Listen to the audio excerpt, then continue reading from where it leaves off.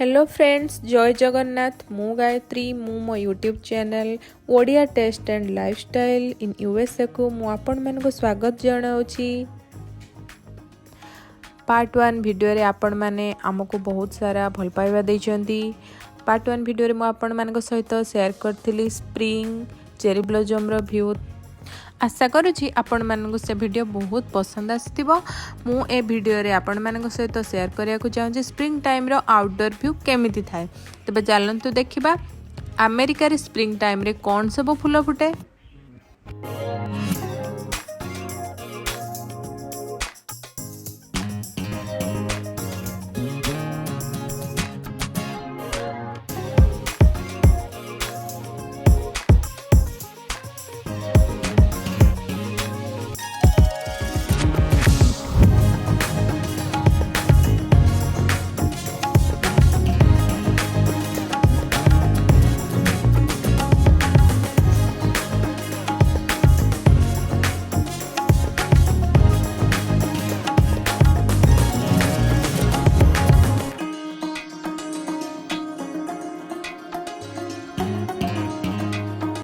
Spring रो outdoor रो view एते सुंदर थाए कि जेमिति लागे को फूल उद्यान को पळे आसीछि। सब प्रकार फूल एठी बसंत ऋतु आरंभ रो ही फुटी थाए। जो सब गछ विंटर रे पत्र झड़ा दे दै थांती से वर्ष आरंभ रो स्प्रिंग रो फर्स्ट फूल ही भरी ही जाए। एमिति लागे कि चारिआडे केवल फूलर ऋतु ही जेमती चलीछि। एई जो व्हाइट कलर फूल देखुचंती एटा गोटे प्रकार चेरी ब्लॉसम रो गोटे प्लांट। एटा जापानी चेरी प्लांट बोली कहंती। तो एथरे एमिति पेंथा पेंथा फूल फुटे जेमिति फूल किए गुंथी देछि। तो बहुत सुंदर लागे, बहुत अट्रैक्टिव भी लागे। तो सबुठारु इंटरेस्टिंग फैक्ट होची ए फूलर बास्ना ही हुएनी, किंतु देखिबा को बहुत सुंदर लागे।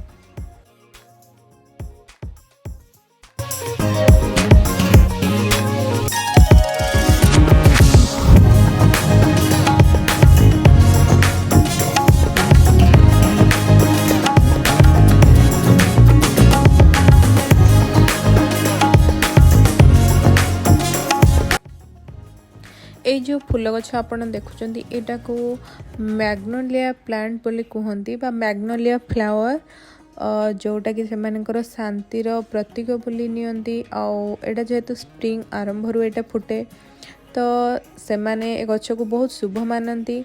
हमर ओडिसा रे जेमिति कदली गछ आउ एमिति किछि गछ को पवित्र आउ हमर धार्मिक दृष्टिकोण रु शुभ मानती। सेमाने ए गछटी को बहुत शुभ मानती। आउ तार फूल किछि एमिति थाए जेमिति पद्म फूल भली सुंदर, आउ तार कलर भी टिके पद्म फूल भली देखा जाए। देखंतु पूरा गछरे पूरा फूल ही भरी हे रहिछि। देखि पारथबे पत्र ही नाही केवल फूल। आ एते सारा फूल देखी मु भी आश्चर्य होइथिली कि प्रथमे फूल आउ सब फूल झड़ीबा परे पत्र केमिति आसे।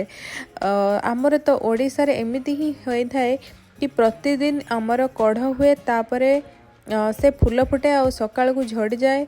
किंतु अमेरिका रे स्प्रिंग रो स्पेशलिटी हो जे एया कि किछि गछरे एते सुंदर फूल ही भरी जाए, तापरे फूल झड़ीबा परे पत्र आसे। तापरे वर्ष रे केबे भी आउ फूल आसेनी, पुणी नेक्स्ट स्प्रिंग को ही फूल आसे।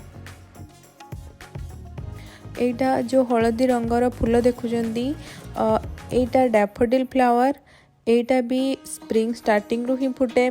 आउ नॉर्दर्न पार्ट यूएस रे जोठी भी जाओ डैफोडिल ही देखिबो। आ सबुआडे विभिन्न रंगर हलदी नाली विभिन्न रंगर डैफोडिल फ्लावर देखिबा को मिले।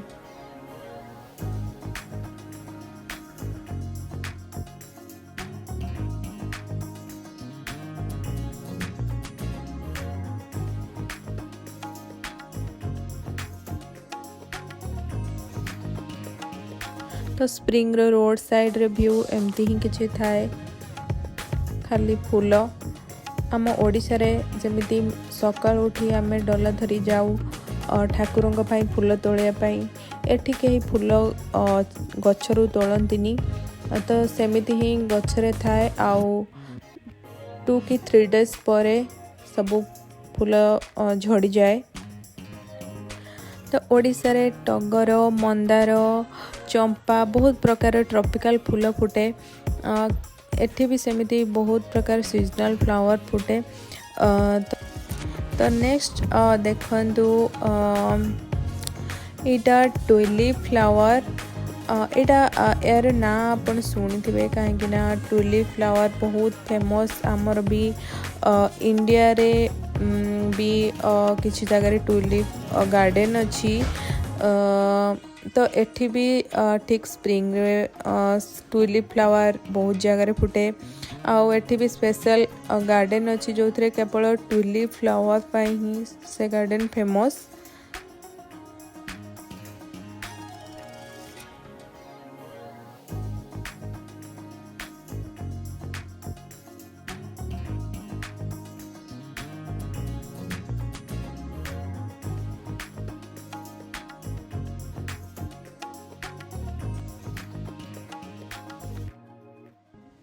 तो शेष मु आपण मानू देखो आउ गोटे प्रकार फूल तो यहाँ बहुत स्मॉल किंतु बहुत संख्यार जेहेतु फुटी तार व्यू दूर बहुत अट्रैक्टिव लगे एटा को जुडास ट्री बोली भी कहती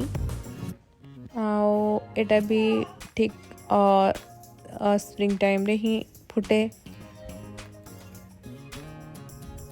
आपण मानू आज वीडियो केमती लगिला आपण मैंने कमेंट सेक्शन रे जनइबे आ वीडियोटी भल लगुले आम चैनल को लाइक शेयर और सब्सक्राइब करेंगे। धन्यवाद।